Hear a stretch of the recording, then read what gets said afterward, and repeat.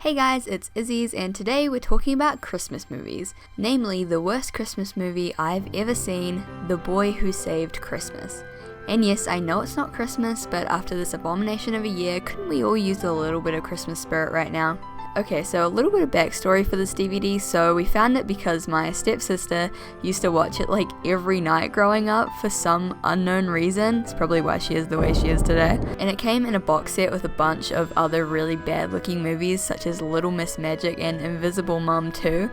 So we wanted to watch those ones too because my family are big fans of bad movies. Tried to put them on, they would not work. So we were like, okay, bummer. I guess we're stuck with The Boy Who Saved Christmas. This is one of the best good bad movies I have ever seen. So with all that out of the way, let's get this movie started.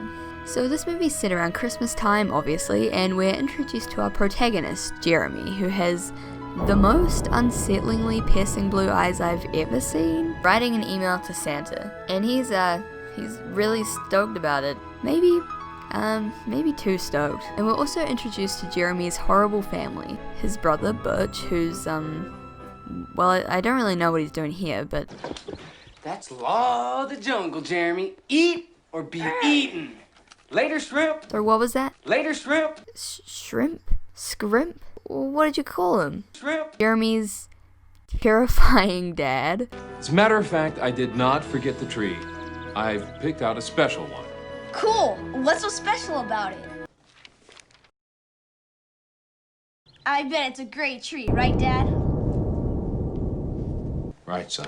And Jeremy's mum, who we find out is kicking the dad out of their room every night, so he has to sleep on the couch. So clearly they're having some marital issues. The movie then cuts to the North Pole, where we meet Santa and his elf Pointer as they introduce him to his new state-of-the-art headquarters. Look!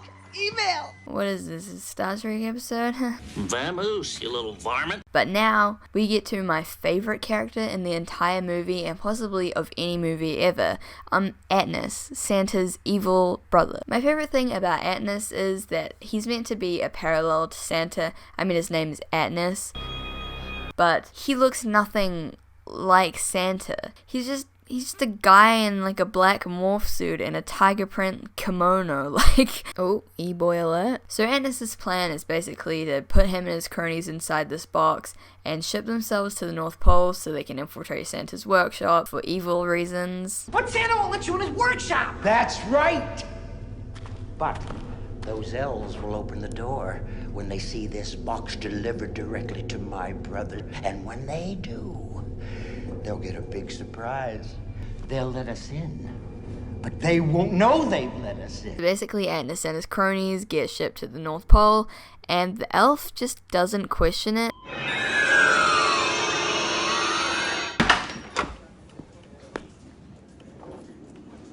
A gift for Santa! How nice!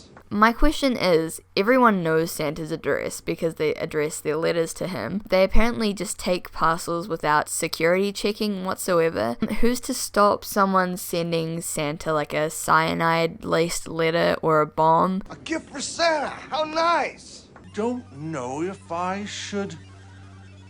Something about this isn't quite right. And then he opens it, so...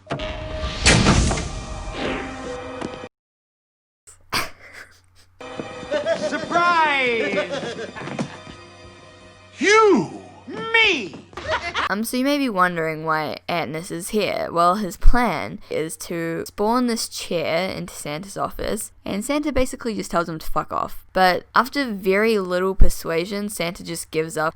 So he sits in this chair, and obviously it was a trap. Right past the moon, Alice! See you next fall! And then Santa just gets ejected from the seat and launched into the sky, and he's gone. So now that his brother Santa is dealt with, Atnos essentially takes over the workshop and captures the elves. He also hacks into Santa's computer systems by using what appears to be Jackass on DVD. I got blood shooting out my pee-pee. Okay. And then we get to my favorite scene of the movie. So after Santa gets absolutely owned, we cut back to Jeremy's house. He's writing another letter to Santa. He's like obsessed. Butch is lying in bed with no blanket, fully clothed, and we see what appears to be a giant ball of light fly through the sky. Jeremy's dad comes in, and despite the giant fucking meteor that apparently just made impact with Earth, he didn't see anything and doesn't believe Jeremy when he tells him about it. Dad, look! Oh, nice moon, Jeremy. Not the moon, a spaceship. What are you talking about? Then Butch just picks up a four-wheeler magazine and starts reading it in the pitch dark. What'd you ask for this time? An IQ? That you and Mom could get along. Yikes. And then Jeremy's dad launches into a massive speech about wanting to start his own business, and that's all well and good, but why is this shot so terrifying? Me, I want to be my own boss. Start your own business? I wasn't aware that Alfred Hitchcock had a part in this production. He's not even looking down at Jeremy, he's like looking into the wall behind him. Expertly handled, Dad. So after Jeremy looks at the framed picture of his parents that he has for some reason, he wakes up to a big crash and something landing in his yard. He gets out of bed, out from under that blanket that looks about as thick as a piece of paper, and goes to see what it was. Santa, what are you doing down there?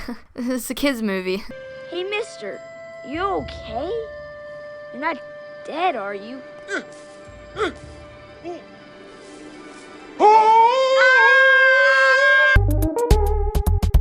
So Jeremy gets the shit scared out of him and runs to get Butch, who is... Butch, there's a big red man out there, outside in the backyard. And this will benefit me how? frankly not very helpful. No big red man out here. Maybe he went back to Mars. He was here. I tell you, I saw him. Wake someone else up next time. Yeah, I'm sure that giant man-shaped crater in the soil was there before. Back in the North Pole, Atlas has taken control of Santa's workshop and has essentially imprisoned the elves as well as Santa's wife. There's not really much to talk about here. I just wanted to mention that pretty much every single one of the elves is just unbearably annoying. Wake up, all of you! We're done for! I don't like what is going on around here, but I'm old enough to know that there is nothing I can do about it. I will obey.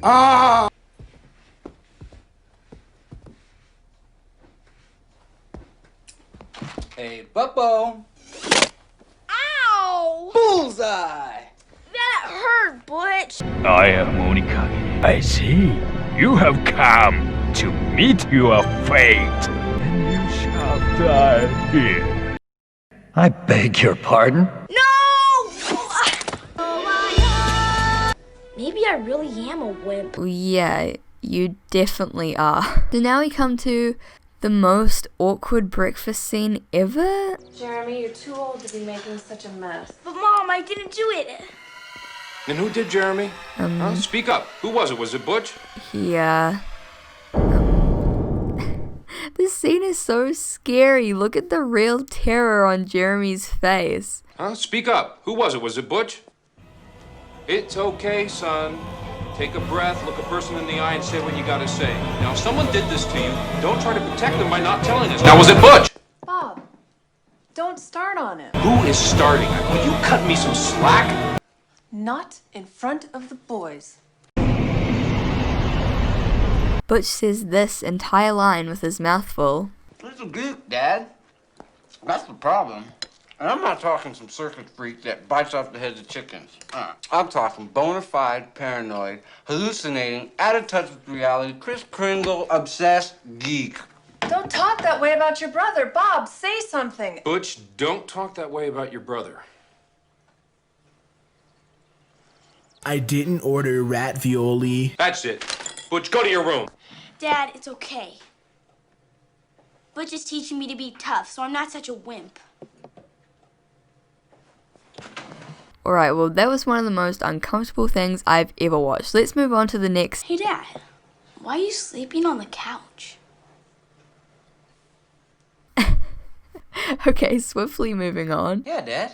How come? We then rejoin Atlas back at the North Pole where he is establishing some ground rules with the elves. I'll be implementing a few changes around here. Number 1, you will make all the gifts for me, to suit me, to celebrate moi. He basically says he wants all the presents and toys to now be made for him, is his motive that he just wants to play with toys? Like, he's a grown man, and then he makes a pass at Mrs. Claus, and that's uncomfortable. What a woman. I am Chris Hansen with Dateline NBC. Hey, what makes you think you can just waltz in here, abduct Santa, take over the North Pole, and ruin Christmas for everyone, huh?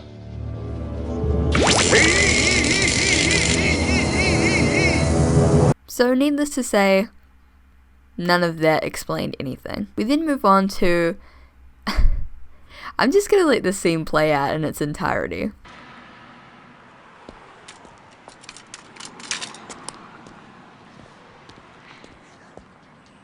Wow, the Buster! FOS? Never seen that before.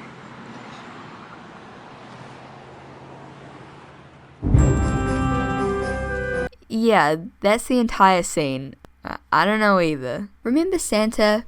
Well, you probably don't, considering none of the characters have brought him up for about 20 minutes. Well, you'll be pleased to find out that he's now living in Jeremy's yard. Actually, never mind. The scene is very displeasing. It must have been one heck of a night. I just can't. He wakes up with amnesia and can't remember who he is. Jeremy's convinced it's Santa because he has, like, a problem, but Santa isn't sure. Turns out, as we find out from Atnis's minions, he bounced off the moon and landed in the very worst place on Earth, Los Angeles. Jeremy decides to introduce Santa to his mum, and it goes about as well as you'd expect. Mom, I want you to meet someone. Whoa! But then after about 2 seconds, she's cool with it. He could stay in the tent. Please, Mom. He doesn't even know who he is. We can't just leave him. Well, he does seem harmless. I'm just gonna leave it. So now, Jeremy's invited some friends over to try and help Santa remember who he is. Remember this X-17 water laser he gave me last year? I have a large issue with whoever chose to dub that sound in.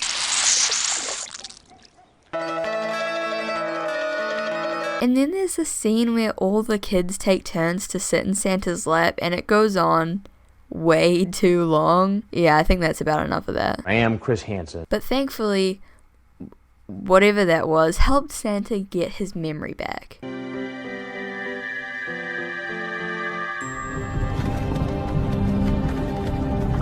Hey, you. You're finally awake. I am Santa! Yeah! I am Santa Claus, yes!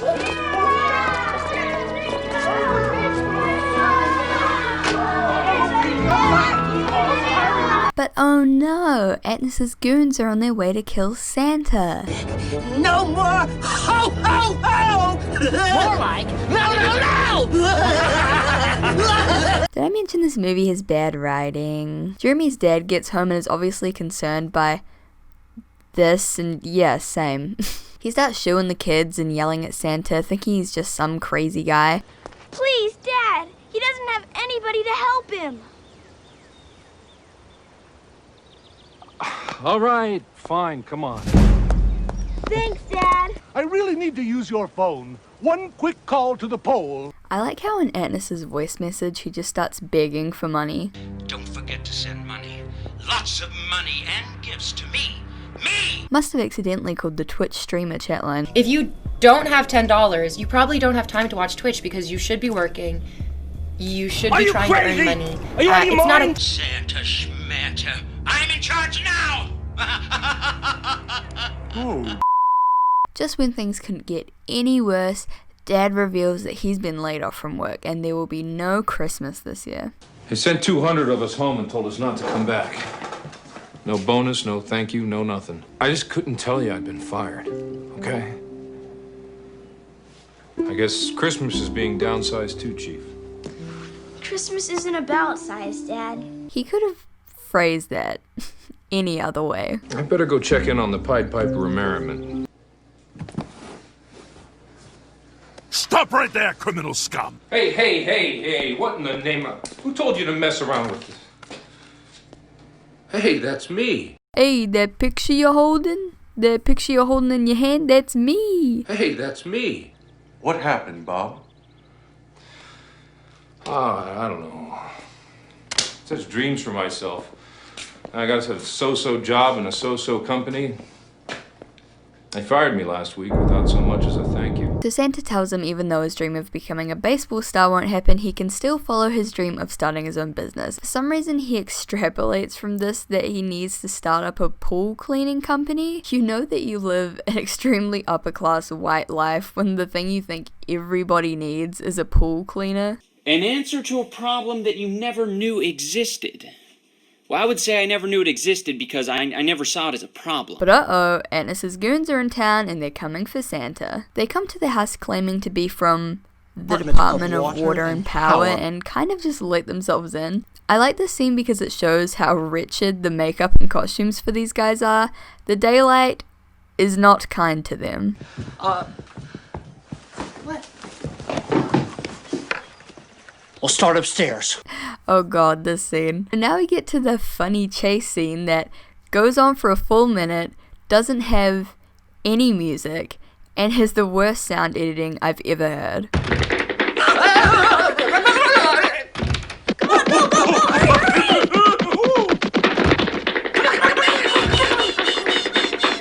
A real actor had to get into a real sound booth and record those sounds. So that made me want to shove a pencil in my ear, but what happens next? You know what? I don't want to know. This ain't over yet! While he's sleeping, the goons capture Santa. I don't really know how they got in or why the scene earlier on even had to happen, because it took them like 2 seconds to break in, so why did it even matter? I suppose you're wondering if there's an extended scene of them dragging Santa from the garage to their van where we have to hear every one of their dubbed in moans and groans, and the answer to that is yes, yeah.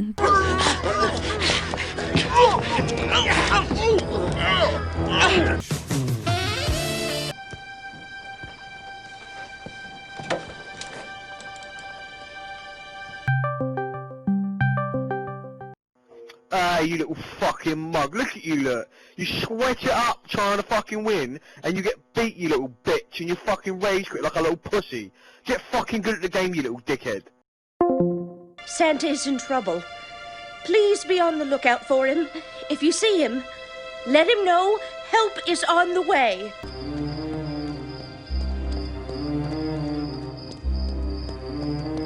Santa? Santa? Who put the get out sign on the tent? Was it Santa? Where did he get the sign from? Also, that's pretty rude considering it's not his house or tent. And if Jeremy put it there, that's even worse. Like, you're telling everyone to stay away from him, even though you wanted him at the house. You know, why am I even trying to make sense of this fucking sign? Meanwhile, at the North Pole, Mrs. Claus and the elves are staging an escape. They decide to send Pointer, who's probably the worst person for the job, and they give him Santa's magic hat. I don't want it. Oh, neither do I. Not me. Yikes! They send him through this vent where, everything okay in there?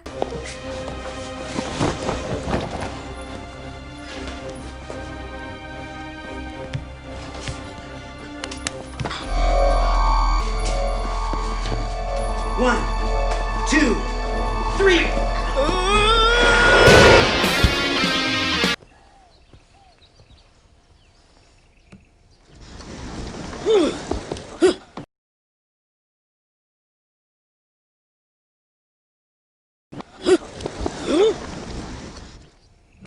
I'm here to bring Santa his magic hat. His hat?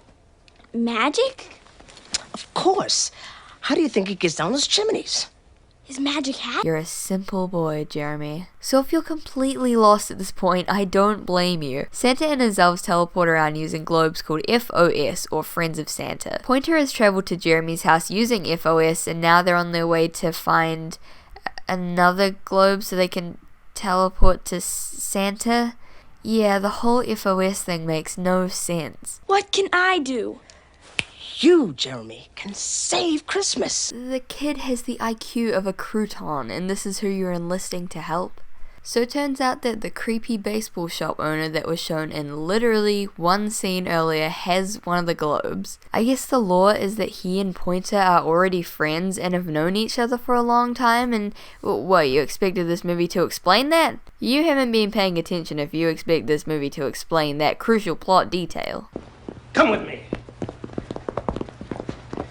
Yes, come along now, into my torture dungeon.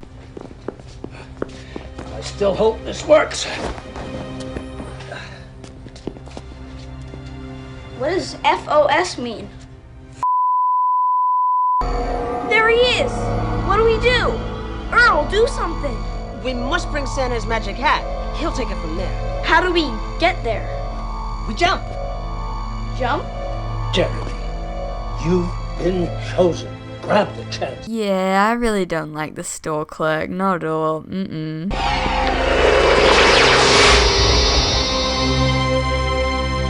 Remember, be yourselves and watch out. There may be a trap. Yeah, why didn't you say that, before they left? They appear in a field and Pointer has no clue where they are, so things are looking pretty dire. Where are we? You mean you don't know? You can't keep getting away with it. I wish I was back at the North Pole, optimizing Santa's hard disk. Whoa, Pointer, Santa is a married man. I think it's at this point where you start to feel an immense and unfathomable fatigue come over you. I feel like I've run a marathon, and yet there's still 30 minutes of runtime. Anyway, we get to hear the dad make a funny joke. Nope, I'm setting up shop right here. Bob's Pool Service. Gee, Bob. No, Algie. And I'm its #1 enemy. Hey, does this work? Yeah, sorry to interrupt this conversation we're having, but I was wondering if this conveniently placed TV works since I want to watch the news in the middle of our conversation.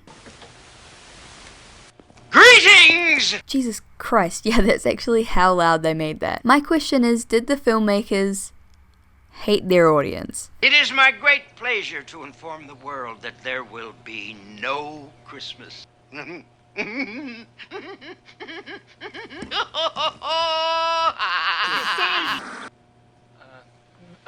That just in from Santa's evil brother, identified as Atnas. I also really like the set for the newscast. It's just a tiny blue room with a table. Nice. So obviously the dad doesn't believe that Santa is real despite the newscast and despite the fact that, assuming in this universe he is real, there would be presents under the tree every year that neither of the parents brought, so that would solidly prove the existence of Santa. But enough of all that logic, Jeremy's missing. Bob, we've got a problem. Jeremy's missing. Heck of a day. Great. My 10-year-old son is missing? Oh, what a day. Now, Earl, you're making this harder than it has to be. Now, you admit to talking with the boy. You admit to filling his head with these ideas.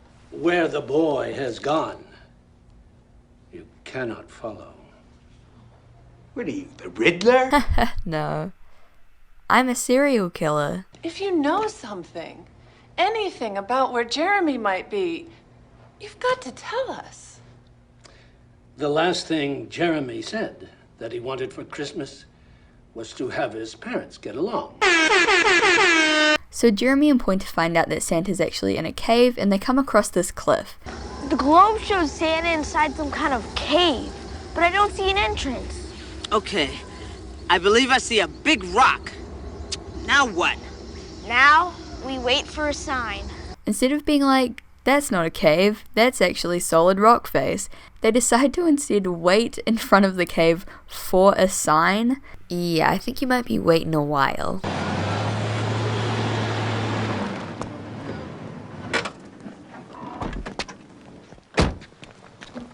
I looked everywhere for him. Any news? I looked everywhere for him, but I also found the time to go out and buy a tree. Butch, am I a wimpy dad? That is a loaded question. Get a grip, Dad. Yeah, I'm kind of with him on this one. Like, Bob does seem kind of unhinged. Tell Mom you love her. Put the paper down at breakfast, give her a kiss goodbye. Have a nice life. Well, the thing I like most about that scene is probably how uncomfortable it is. Really made my skin crawl. Bob's friend also says this. Winona, don't worry so much. Jeremy's a tough kid. I'm banking on him.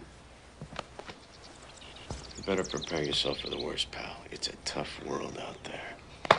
And yeah, suddenly my suspicion is now lifted from the creepy baseball shop owner onto this guy. This guy definitely did it. Back in the Australian outback, Pointer and Jeremy's waiting has paid off and they manage to sneak into the cave. However, they do get caught about 2 seconds later, just showing how inept they are. I don't know why anyone picked them to do this task. Jeremy manages to get free and he gets Santa's hat. The scene is... it's just incredible. I really just have to let it play out for you. Hey, Brontos. Oh, no! Come on, kid. Give me the hat. Come on. Come and get it.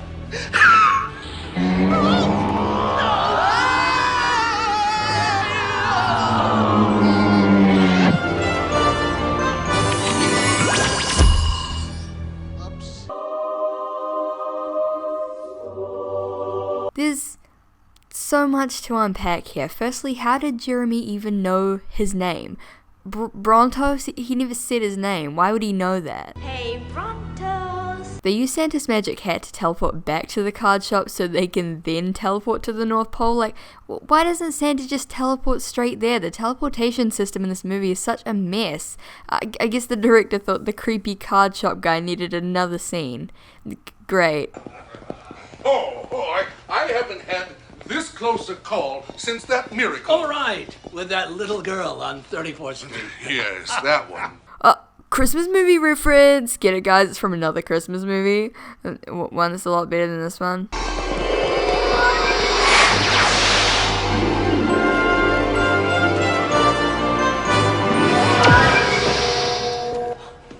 Oh, we made it. We're back.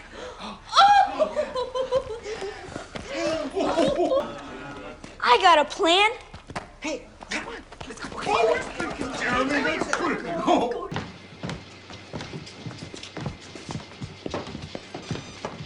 I've reconsidered your proposition of marriage. What you doing out here with all this ass? Double cheeked up on a Thursday afternoon. Then we get to experience the most epic fight scene ever. Unhand my wife, you viper! Oh, no, you don't. Not this time. I should have wasted you when I had the chance. Get him!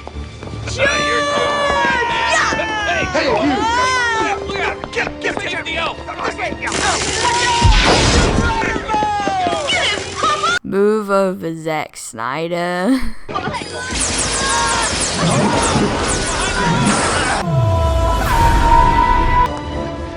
You need something done, you gotta do it yourself. Goodbye and good riddance.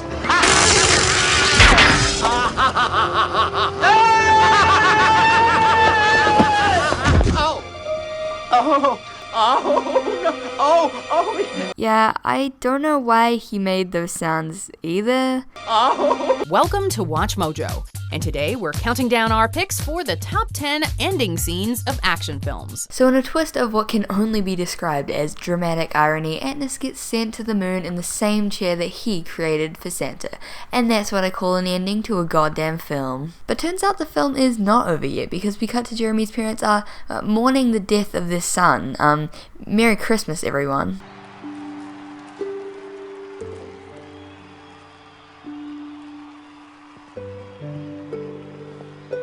It's beautiful. Just beautiful. This just in. Atlas has been stopped. Santa is on his way. And we have unconfirmed reports of Santa sightings all across the world as he makes his Christmas run on time. That's the late breaking news. How do people not believe that Santa exists in this world? Like, what does it mean, unconfirmed sightings? Why is this news? Why is Santa allowing himself to be seen so often? I thought that his thing was that no one sees him. It seems like everyone in a 20-mile radius of wherever he is has full view of him at all times. And then the mum just, like, turns it off, and she's, like, pissed that it's, like, boring news. Like, okay, just gloss over the fact that the mythical being Santa Claus has just been proven to exist on live television. I'm sure there's nothing to look into there. I only wish Jeremy were here to enjoy this. Yeah, he's really missing out on this joyous Christmas celebration you're having. So it's actually kind of nice. The family get reunited and everyone is happy. Except for Butch. Oh, brother. But then he gets sent away to military school as a Christmas present. Can't say he didn't deserve it. He was pretty much a piece of shit for the whole movie. For you, Butch. What's this? A full scholarship to the Torpedo Military Academy for Boys. Were you just gonna send this kid away? You didn't even ask his parents. You sending him to military school. You know, the military school can really change a person. I don't think Butch is going to be the same when he gets back. Santa, please, think of what you're doing. He's but a child. Cool. Jeremy, for your courage, faith, loyalty, and determination, let it be known herewith, near and far across the land and around the globe, henceforth Jeremy shall be known as the boy who saved Christmas. He said it, boys. We did it. Turns out the true Christmas miracle was finishing that movie without a brain hemorrhage. Square biz, Jeremy. So, we're at the end. What can I say about it? The characters are dreadful, the dialogue is stilted and weird, the music is just 2 tracks on loop, the message is completely unclear, the camera angles and lighting are bad, made only worse by the poor set design and sound mixing. And yet despite this, every year when me and my family gather around the TV to make our annual pilgrimage through this movie, we can't help but love it. It's terrible in all the best ways, it's genuinely, earnestly bad, and it's unintentionally hilarious. This movie was most definitely some sort of money laundering scam, but isn't that what Christmas is all about? Money laundering? The point is, The Boy Who Saved Christmas is one of the most underrated bad movies ever, and when Christmas rolls around this year, I encourage you to join in our tradition in watching it. So, Merry Early Christmas, and a square biz to you all. Hey guys, thank you so much for watching. This video was so fun to make, but I'm not gonna lie, it was absolutely a test of fortitude. It took me so long, and yeah, not gonna lie, that movie was hard to get through at times. So yeah, this took so much time to make. Oh my god, I'm so glad it's done. I hope that you guys will enjoy it, kind of a Christmassy video, even though it's not Christmas. Like I said at the start, I totally feel like we could all use a little bit of Christmas spirit at the moment. And yeah, let me know if you want me to do anything similar in the future, like movie stuff. I really love doing things like this, but they do take a lot of effort, so I want to do them if people want to see them. So yeah, at the time of recording I have about 3 videos in the script writing stage and the quite late stage, but when this video is out, some of them may have been kind of recorded and stuff, so the video shouldn't be too far off, but do keep in mind that a lot of these longer videos and essays and stuff do take way longer to make than just casual drama videos and stuff like that. So yeah, hope that's okay with you guys, and yeah, I'm gonna stop rambling now because I always do this at the end of videos and it makes it really hard to edit. So yeah, thanks for watching and Merry Christmas. Fruitless fruitcake? What is that? Cake!